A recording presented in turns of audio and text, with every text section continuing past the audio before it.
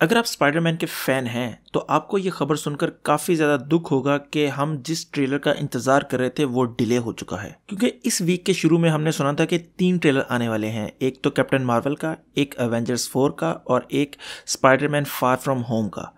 तो 2 ट्रेलर तो आ चुके हैं। अब जो तीसरा ट्रेलर फार फ्रॉम होम का था उसकी डेट थी ये जो सैटरडे है इसको आना था, लेकिन जो है वो डिले हो गया है किसी वजह से। और अब उसकी जो नेक्स्ट डेट है वो है 18 दिसंबर, जो कि वो भी अभी कंफर्म नहीं है, लेकिन खबरें यही आ रही हैं कि 18 दिसंबर को उसका जो नया ट्रेलर है वो रिलीज़ होगा। इसकी वजह क्या है आप सब जानते हैं कि एवेंजर 4 का ट्रेलर, आप यकीन करें कि उसका ट्रेलर कोई इतना ज़्यादा बहुत ज़्यादा धांसू किस्म का नहीं था, लेकिन फिर भी उसने एकदम से सारे पहिए जाम कर दिए थे हर जगह के। यानी अगर नोटिस किया हो आप लोगों ने तो यूट्यूब का सिस्टम भी थोड़े अरसे के लिए हैंग हो गया था।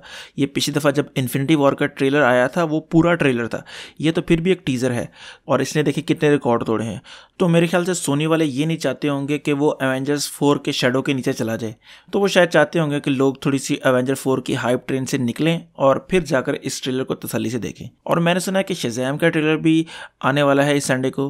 अब इस बात में सच्चाई कितनी है ये तो मुझे नहीं पता, लेकिन इतना मुझे पता है कि इस मंथ के एंड तक हमें एक शज़ैम का नया ट्रेलर देखने को लाजमी मिलेगा। तो ये थी एक छोटी सी खबर, मैंने सोचा कि आप लोगों तक ये पहुंचा दे, क्योंकि बहुत से लोग इंतज़ार करते रहते हैं ट्रेलर का और फिर पूछते रहते हैं कमेंट सेक्शन में कि ट्रेलर क्यों नहीं आ रहा।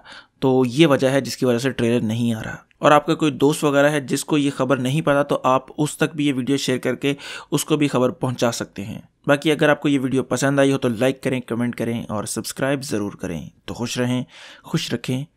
अल्लाह हाफिज़।